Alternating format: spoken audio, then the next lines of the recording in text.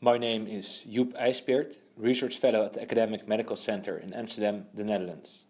Today, I will discuss the GUT video abstract entitled Development and Validation of the WASP Classification System for Optical Diagnosis of Adenomas, Hyperplastic Polyps and Sessile serrAted Polyps.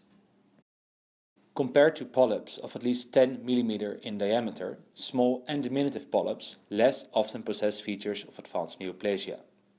Therefore, an accurate histologic differentiation of small and diminutive colonic polyps during endoscopy would enable to resect and discard these polyps without the need of a formal assessment by the pathologist. Furthermore, all diminutive non-neoplastic polyps in the rectosigmoid could be characterized and left in situ. Implementation of these strategies would potentially result in a more safe, efficient and cost-effective practice.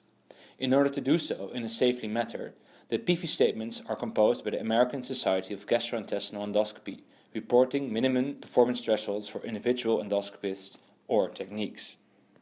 Several studies showed that endoscopists were able to reach these thresholds when differentiating adenomas from hyperplastic polyps.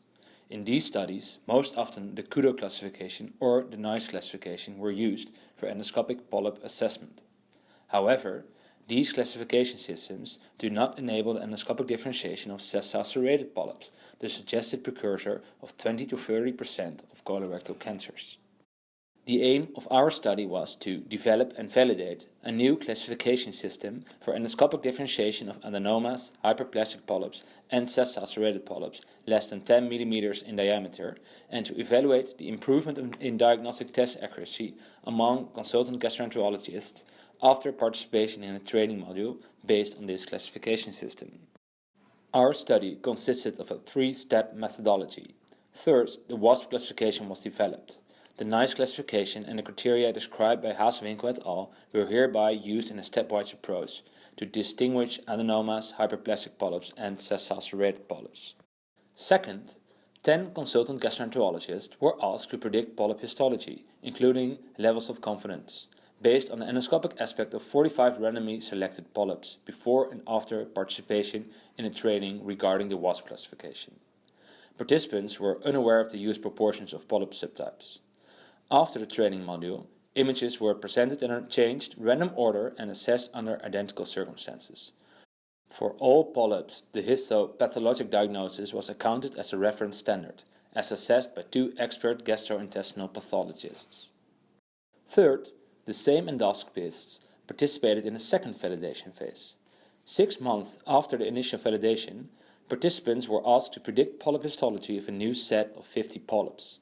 Again, participants were unaware of the used proportions of polyp subtypes.